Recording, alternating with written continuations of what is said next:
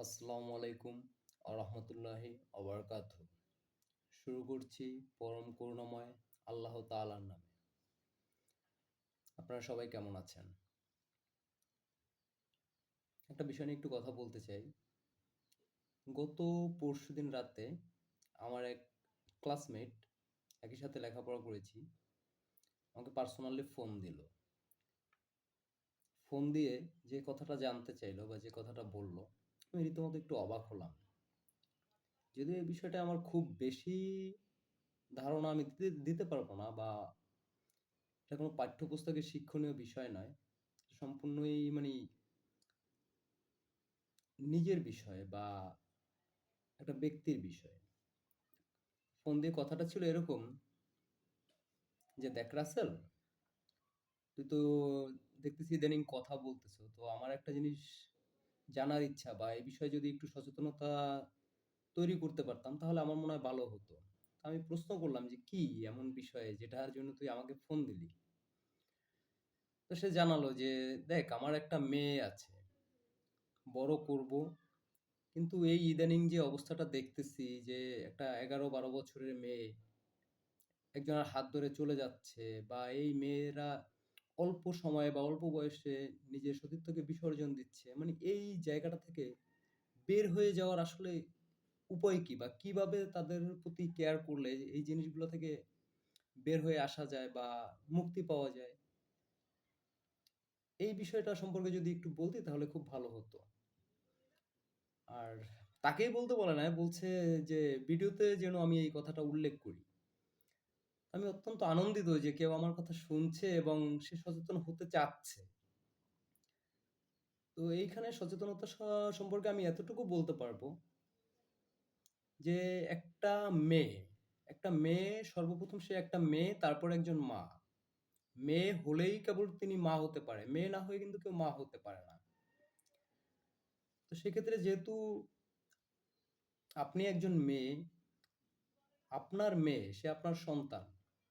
আপনি তার সম্পূর্ণ বিষয়াদি সম্পর্কে জানেন।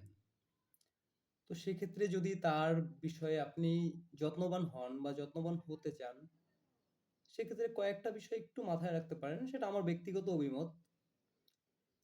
যে দেখা যাচ্ছে একটা মেয়ের বেড়ে ওঠা, শারীরিক গঠন, প্রক্রিয়া, বয়ঃসন্ধি সমস্ত বিষয় সম্পর্কে আপনি জানেন, এবং তাকে আপনি সেটা ওইভাবে উপস্থাপন করেন, সময় জ্ঞান সম্পর্কে তার ধারণা দেন যে আসলে এই জিনিসটা কি, মাতৃত্ব কি, কখন মাতৃত্বের স্বাদ গ্রহণ করার সময়, অথবা কখন নিজেকে নিজের মতো করে গুছিয়ে নেওয়ার সময়, আর এখন নিলে কি হবে, বয়স সম্পর্কে সোজা কথা, মূল কথাটা হচ্ছে যে সময়, সময় জ্ঞান সম্পর্কে আপনাকে ধারণা দিতে হবে যে কোন কাজটা কখন করা উচিত। এটা নিয়ে আপনি খোলামেলা আপনার মেয়ের সাথে আলোচনা করতে পারেন। আপনি তো মা, সেখানে অন্য কেউ কিন্তু নেই। একটা মা তার মেয়েকে খোলামেলা আলোচনা করে বুঝাচ্ছে যে তার জন্য কোনটা ঠিক, কোনটা ঠিক না, কখন কোনটা করা উচিত। এই জিনিসগুলো যদি একটু সচেতন করা যায়, তাদেরকে যদি ভালো খারাপের বিষয়টা ছোট থেকেই বুঝানো হয়, যখন সে বয়ঃসন্ধিতে পা রাখছে তখন থেকেই যদি তাকে বুঝানো হয় যে আসলে সম্পূর্ণ প্রক্রিয়াটা কি, সম্পূর্ণ বিষয়াদিটা কি, সেক্ষেত্রে দেখা যাচ্ছে যে এর থেকে অনেক ভালো কিছু আমরা রিজার্ভ করতে পারি। কারণ হচ্ছে যে যখন সে জানবে তার সম্পর্কে, যখন সে জানবে তার ভবিষ্যৎ সম্পর্কে, যখন সে জানবে তার ক্ষতি সম্পর্কে, তখন কিন্তু সে নিজের থেকেই তার মানসিক অবস্থাটা এভাবে তৈরি হয়ে যাবে যে, না, এখন এটা আমার জন্য নয়। এই সময়টা আমার না, আমার সময়টা আরো পরে বা আসবে। সত্যি বলতে কি, আসলেই দেখা যায় যে এই সমস্ত ঘটনার কারণে শুধু যে মেয়েরা করছে তেমন না, ছেলেরাও করছে। এটা বাবাদের দায়িত্ব নেওয়া উচিত ঠিক একইভাবে। আর এইজন্য আমাদের অনেক সময় সম্মানের হানি ঘটে, সামাজিক একটা হেনস্থার শিকার হতে হয়। আমরা কেউই চাই না যে এই ধরনের ঘটনা ঘটুক। যদি নাই চাই, তাহলে আমাদের সন্তানদেরকে আমরা যেন ছেড়ে দিয়ে না দেই। তাদেরকে তাদের মতো ছেড়ে দিয়ে হঠাৎ করে যদি তাদের উপরে চড়াও হই যে কেন করলি এটা? আসলে তখন কোনো লাভ হবে না, ফায়দা হবে না।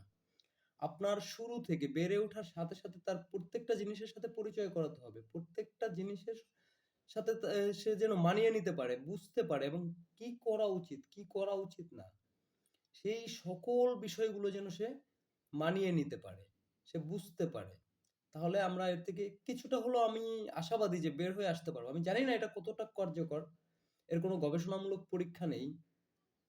তবে আমার মনে হয় যে এই কাজগুলো করলে আমরা হয়তো লাভবান হতে পারি। আপাতত এতটুকুই চেষ্টা করেন।